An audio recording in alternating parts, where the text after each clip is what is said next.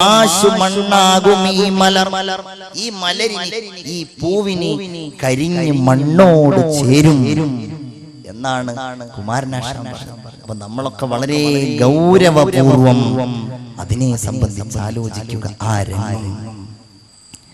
ഖബറിന്റെ ഉള്ളിൽ ഒരു മനുഷ്യൻ വെക്കപ്പെട്ട് കഴിഞ്ഞാൽ അവൻ സത്യവിശ്വാസിയാണെങ്കിൽ അവന്റെ കണ്ണെത്താ ദൂരത്തോളം ആ ഖബർ അവന് വിശാലമാക്കപ്പെടുമെന്ന് മുഹമ്മദ് മുസ്തഫ സല്ലല്ലാഹു അലൈഹി വസല്ലം. ഖബർ അവന് വിശാലമാക്കപ്പെടും. അവനോട് പറയപ്പെടുന്നതാണ് നം കനൗമത്തിൽ ഒരു പുതുമണവാളൻ ഉറങ്ങുന്ന സുഖം അനുഭവിച്ചുകൊണ്ട് നീ ഉറങ്ങണമെന്ന് വിശ്വാസിയായ ഒരു മനുഷ്യനോട് ഖബറിൽ വെച്ച് പറയപ്പെടുമെന്ന് മുഹമ്മദ് മുസ്തഫ സല്ലല്ലാഹു അലൈഹി വസല്ലം. അവൻ ഖബറിൽ വെക്കപ്പെട്ട് കഴിഞ്ഞാൽ ഹബീബായ റസൂലുള്ളാഹി സ്വല്ലല്ലാഹു അലൈഹി വസല്ലമ തങ്ങൾ പറയുന്നു ജാഅത്തിസ് സ്വലാത്ത്. അവന്റെ ഒരു ഭാഗത്തുകൂടെ അവന്റെ നിസ്കാരങ്ങൾ വരികയാണ്, മറ്റൊരു ഭാഗത്തുകൂടെ അവന്റെ നോമ്പുകൾ വരികയാണ്, മറ്റൊരു ഭാഗത്തുകൂടെ അവന്റെ സൽക്കർമ്മങ്ങൾ വരികയാണ്. ഒരു ഹദീസിൽ കാണാം യഅതീഹി റജുലുൻ ശാബുൻ ശാഹിബുൽ ലൗൻ. നല്ല നിറമുള്ള സുഗന്ധപൂരിതനായ ആരോഗ്യമുള്ള ഒരു ചെറുപ്പക്കാരൻ അവന്റെ അടുക്കലേക്ക് വരും. വന്നിട്ട് ഈ ഖബറിൽ കിടക്കുന്നയാള് അയാളോട് ചോദിക്കും മൻ അന്താ, നീ ആരാണ്? വന്നയാള് പറയും അമാ താരിഫുനി, എന്നെ നീ അറിയില്ലേ?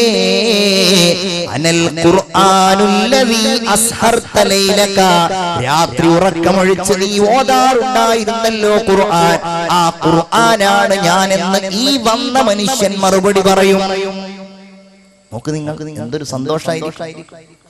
രാത്രി ഉറക്കൊഴിച്ച് ഓതിയവർക്ക്, രാവിലെ പരിശുദ്ധ ഖുർആൻ പാരായണം ചെയ്തവർക്ക് ഖബറിന്റെ ഉള്ളിൽ അല്ലാഹു തമ്പുരാൻ ആ ഖുർആനിനെ ഒരു മനുഷ്യ രൂപത്തിൽ നൽകുമെന്ന് മുഹമ്മദ് മുസ്തഫ സല്ലല്ലാഹു അലൈഹി വസല്ലം. നോക്കൂ നിങ്ങൾ, നിസ്കാരം അവനോട് പറയുമെന്നാണ്. നീ കണ്ടില്ലേ അദാബിന്റെ രംഗങ്ങൾ നീ കണ്ടില്ലേ?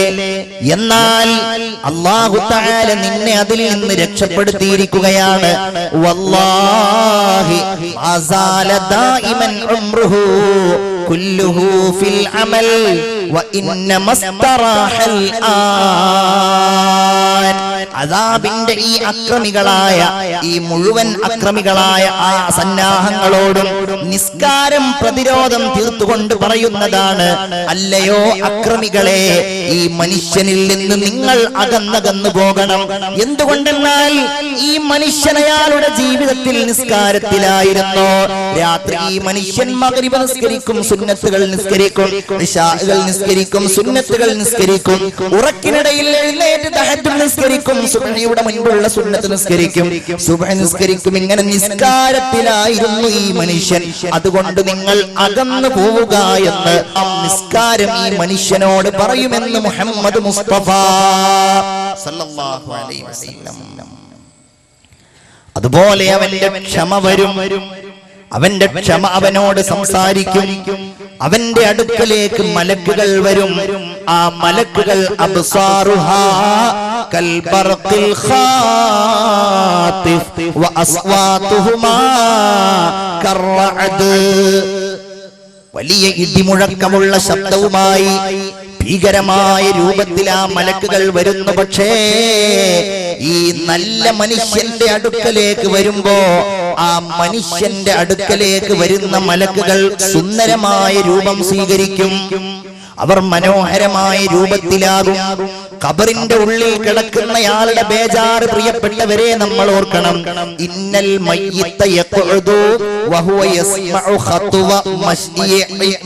അവൻ അവന്റെ അടുക്കൽ നിന്ന്, അവന്റെ ഖബറിന്റെ അരികിൽ നിന്ന് നടന്നു പോകുന്ന ആളുകളുടെ കാൽപാദത്തിന്റെ ശബ്ദം പോലും അവൻ കേൾക്കാൻ കഴിയും.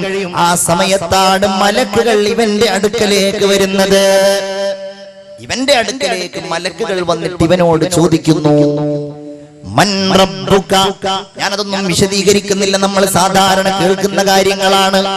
നിന്റെ റബ്ബാരാണ്, നിന്റെ ദീനേതാണ്, നിന്റെ നബി ഏതാണ്, അതുപോലെയുള്ള ചോദ്യങ്ങൾ ചോദിക്കുമ്പോ നല്ലവനാണെങ്കിൽ ഇവൻ പറയുന്നു അല്ലാഹു റബ്ബി.